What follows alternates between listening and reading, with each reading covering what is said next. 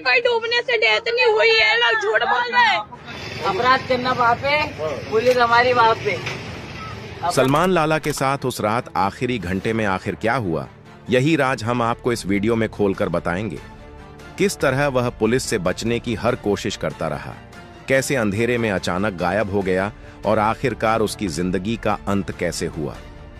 पूरी हकीकत जानने के लिए वीडियो को लाइक कीजिए और इसे आखिर तक देखना मत भूलिए, क्योंकि इस वीडियो में आपको हर वह चीज पता चलेगी जो आप जानना चाहते हैं। तो दोस्तों, रात का वक्त था, आसमान पर घने बादल छाए हुए थे और चारों तरफ गहरा अंधेरा पसरा हुआ था।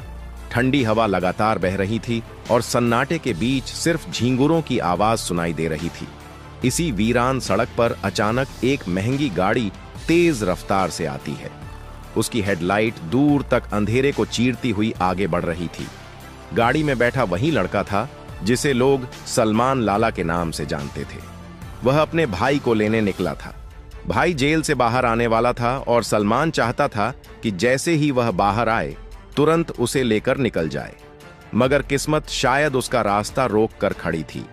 जैसे ही सलमान जेल के पास पहुंचा, उसे एहसास हुआ कि पीछे से एक गाड़ी लगातार उसका पीछा कर रही है।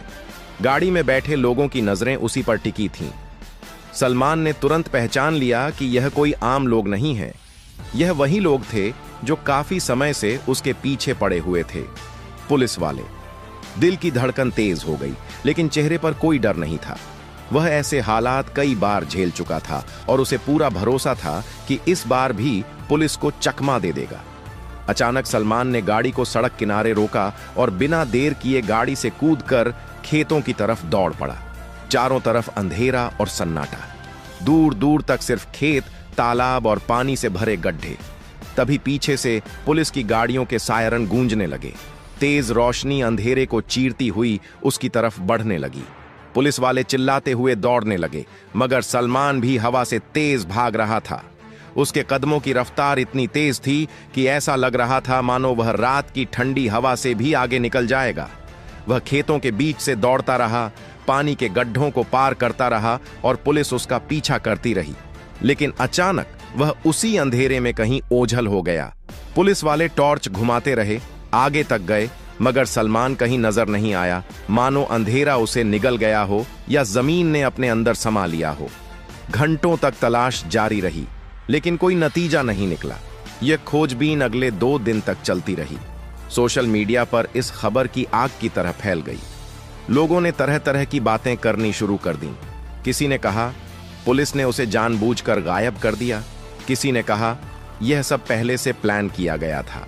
इंस्टाग्राम पर रील्स बनने लगीं, वीडियो पर नारे लिखे जाने लगे, मिट सकता है मगर नाम नहीं मिटेगा। लोग उसे रॉबिन हुड कहने लगे। कई गाड़ियों पर लिखा जाने लगा, नाम था और नाम रहेगा।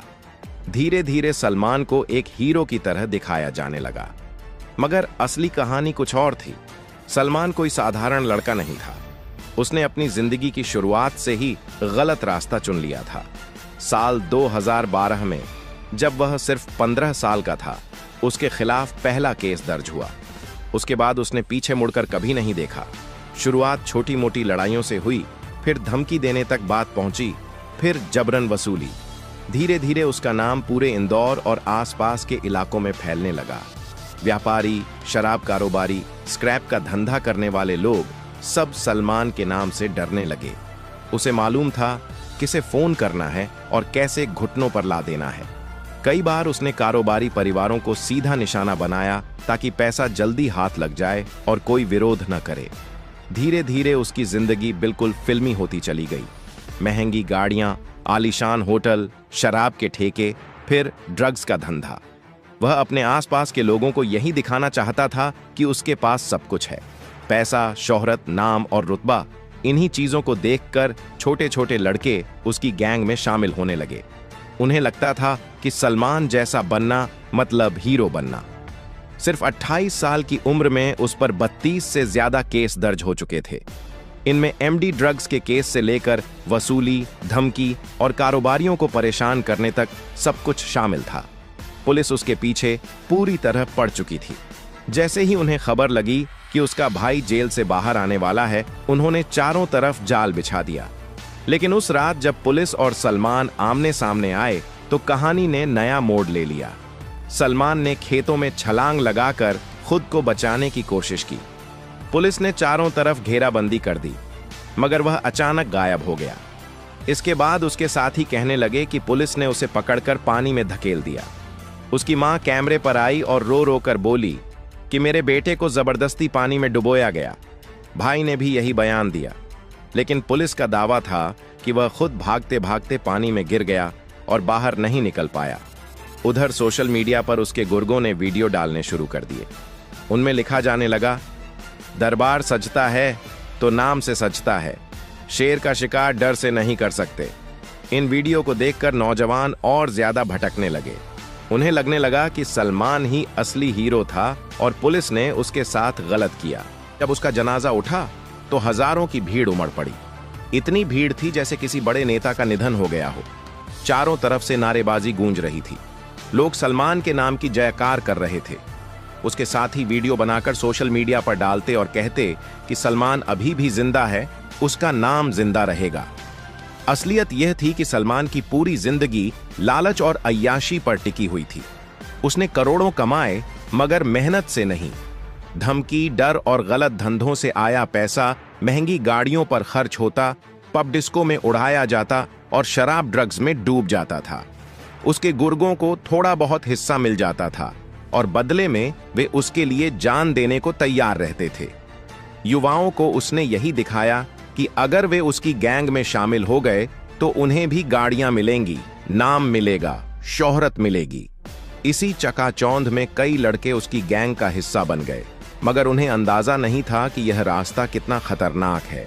सलमान का सपना था कि वह लॉरेंस जैसा बने।